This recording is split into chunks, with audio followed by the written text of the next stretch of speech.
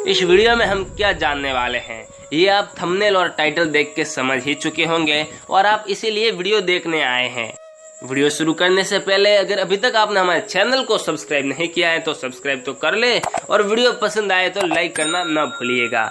मैं हूं आपका दोस्त रतन सिंह और आप देख रहे हैं हिस्ट्री फैक्ट।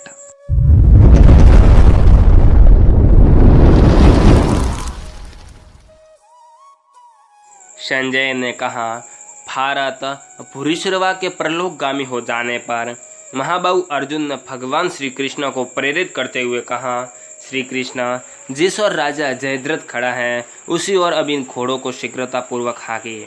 कमल नयन, सुना जाता है कि वह इस समय 3 धर्मों में विद्यमान है।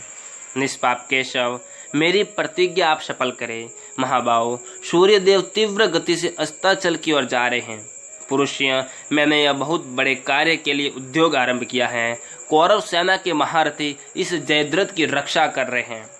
श्री कृष्ण, जब तक सूर्य अस्ताचल को न चले जाए तभी तक जैसे भी मेरी प्रतिज्ञा सच्ची हो जाए और जैसे भी मैं जयद्रथ को मार सकूं उसी प्रकार शीघ्रता पूर्वक इन घोड़ों को हाँकिए। तब अश्वविद्या के ज्ञाता महाबाहु श्री कृष्ण ने जयद्रथ को मारने के उद्देश्य से उसकी ओर चांदी के समान श्वेत घोड़ों का हाँका। महाराज, जिनके बाण कभी व्यर्थ नहीं जाते, उन अर्जुन को धनुष से छूटे हुए बाणों के समान उड़ते हुए से अश्व द्वारा जयद्रथ की ओर जाते देख कौरव सेना के प्रधान वीर बड़े वेग से दौड़े। दुर्योधन, कर्ण, वृषसेन, मद्रराज, शल्य, अश्वत्थामा, कृपाचार्य और स्वयं सिंधुराज जयद्रथ ये सभी युद्ध के लिए डट गए। वहां उपस्थित हुए सिंधुराज को सामने पाकर अर्जुन ने क्रोध से उद्दीप्त नेत्रों द्वारा उसे इस प्रकार देखा मानो जलाकर भस्म कर देंगे। तब राजा दुर्योधन ने अर्जुन को जयद्रथ को मारने के लिए उसकी ओर जाते देख तुरंत ही राजा पुत्र कर्ण से कहा, कर्ण, यही वह युद्ध का समय आ गया है। महात्मन, तुम इस समय अपना बल दिखाओ। कर्ण, रणभूमि में अर्जुन के द्वारा जैसे भी जयद्रथ का वध न होने पावे वैसा प्रयत्न करो। नरवीर, अब दिन का थोड़ा सा ही भाग शेष है। तुम अपने बाण समूह द्वारा इस समय शत्रु को घायल करके उसके कार्य में बाधा डालो। मनुष्य लोक के प्रमुख वीर कर्ण, दिन समाप्त होने पर तो निश्चय ही हमारी विजय हो जाएगी। सूर्यास्त होने तक यदि सिंधुराज सुरक्षित रहे तो प्रतिज्ञा झूठी होने के कारण अर्जुन अग्नि में प्रवेश कर जाएंगे। मानद, फिर अर्जुन रहित भूतल पर उनके भाई और अनुगामी सेवक 2 घड़ी भी जीवित नहीं रह सकते। कर्ण, पांडवों के नष्ट हो जाने पर हम लोग पर्वत, वन और काननों सहित इस निष्कंटक वसुधा का राज्य भोगेंगे। मानद, देव के मारे हुए अर्जुन की बुद्धि विपरीत हो गई थी, इसलिए कर्तव्य और अकर्तव्य का विचार न करके उन्होंने रणभूमि में जयद्रथ को मारने की प्रतिज्ञा कर ली। कर्ण, निश्चय ही किरीटधारी पांडव अर्जुन ने अपने ही विनाश के लिए जयद्रथ वध की ये प्रतिज्ञा कर डाली है। राधानंदन, तुम जैसे दुर्धर्ष वीर के जीते जी अर्जुन सिंधुराज को सूर्यास्त होने से पहले ही कैसे मार सकेंगे? मद्रराज, शल्य और महामना कृपाचार्य से सुरक्षित हुए जयद्रथ को अर्जुन युद्ध के मुहाने पर कैसे मार सकेंगे? मैं दुशासन तथा अश्वत्थामा जिनकी रक्षा कर रहे हैं उन सिंधुराज जयद्रथ को अर्जुन कैसे प्राप्त कर सकेंगे? जान पड़ता है कि काल से प्रेरित हो रहे हैं। मानद, बहुत से सूरवीर युद्ध कर रहे हैं, उधर सूर्य भी अस्ताचल पर जा रहा है। अतः मुझे संदेह ये होता है कि अर्जुन जयद्रथ तक नहीं पहुंच पाएंगे।